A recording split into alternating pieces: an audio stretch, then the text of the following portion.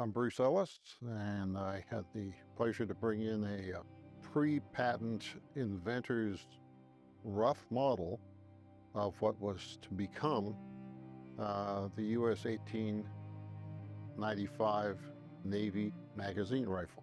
Born on August 9, 1831, British-Canadian turned American arms designer James Paris Lee relocated to Canada with his family in 1836, where he crafted his first gun by the tender age of 12. In 1858, Lee emigrated with his wife to Wisconsin. There, he set his sights on the United States military and began submitting designs to help arm the American Civil War. He experienced partial success with his early concepts, but it was his bolt-action and box magazine models that became the primary building blocks of his legacy. Seen in the historically celebrated Lee Metford and Lee Enfield rifles, and their predecessor, the Lee Navy M1895. Throughout both World Wars, weapons bearing his name were standard across British Commonwealth and American infantries, and are still found among many military forces today. Well, I'd like to welcome Bruce Ellis to the set here today. Thank you. And it's great to have you along, Mr. Ellis, for the show. And you brought a couple of interesting items from your personal collection today. So what are we looking at here? Obviously, rifles. What exactly are they? What we're looking at is the US Winchester Lee Navy Rifle. When we say Lee, we're talking about the same guy as the Lee Enfield that everybody carried for 3 wars. This is the finished piece.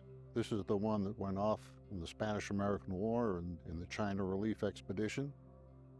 This is the one that Lee sat in his workshop with a jackknife and a coping saw and said, how do I get to this patent drawing, to this?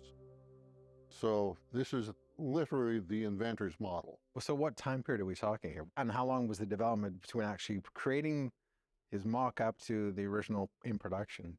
I think we're looking at about 4.5 very interesting years. And that would be from, let's say, 1890.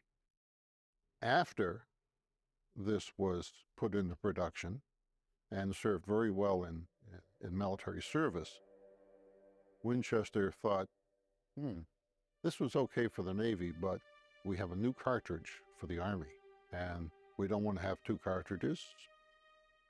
Doesn't make sense. Supply is a problem. So they said, let's scale this up. So they did. They put about 1 inch around the whole thing and all the parts.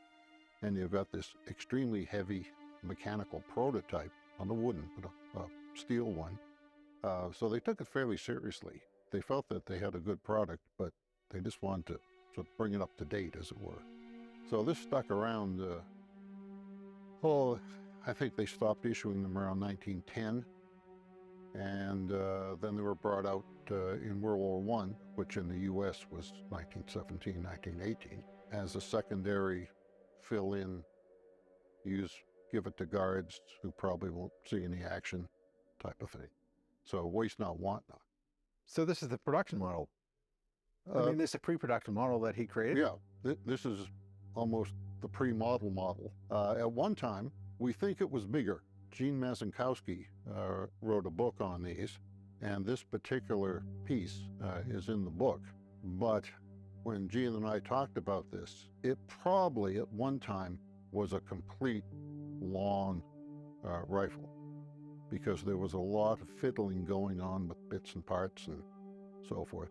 And it's fitted for having a barrel, which it doesn't have, but it just concentrates now on the action. You just pull back on the action, it opens, push it forward, it feeds, spits out the empties.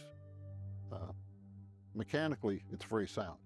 How did you acquire this piece, and do you have any provenance to that? Oh yeah. Fortunately, Gene wrote the book first, and then inside, and this is what we call documented or published. Published is a term which boosts the resale of whatever was published. This little dark picture here is in fact this. And the fellow that bought this from the Lee family bought lots of Lee material, everything he could get. He and I met. He thought it was time to move it along, and he asked me. And I asked my wife, and then I asked the bank, and there it is. So how did you get into collecting this stuff? When I was about 5 years old, my folks went house hunting, and they stopped in an antique store. Back then, they had these wonderful nail kegs with a sign, any bayonet or sword in this keg, $3. You know, what 5-year-old wouldn't want basically a sword? Because I was a little guy and this was a big bayonet. And I had $2.50 in my pocket. And my father loaned me 50 cents. And I was hooked. That was it. And I worked with retail firearms establishments over the years. I was an armorer initially in the U.S. Army in small arms. Later, I was a military curator, and I was in the forensic department of the Royal Canadian Mounted Police in firearms and tool marks. So my avocation became my vocation. Which is rare sometimes to get that. Yeah, actually. but really lucky. Yeah. Well, I'd like to thank Mr. Ellis for bringing his rifles and the prototype of this. And obviously it's rare to see such good examples of a turn-of-the-century rifle and its prototype. So what ultimately do you want your collection to be, and what do you see its future? I've got to find a home for this stuff. I've started to put parts of the inventory out for offers. This could easily go to a museum. It'll find a home. I'm sure there will be someone in the next couple of years who thinks that this is something that should be preserved and enjoyed. Well, that's great. Thank you again. You're welcome.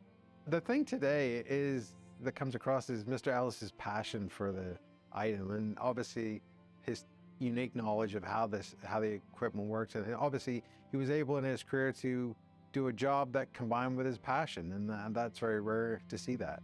And I think that we certainly saw that on display today.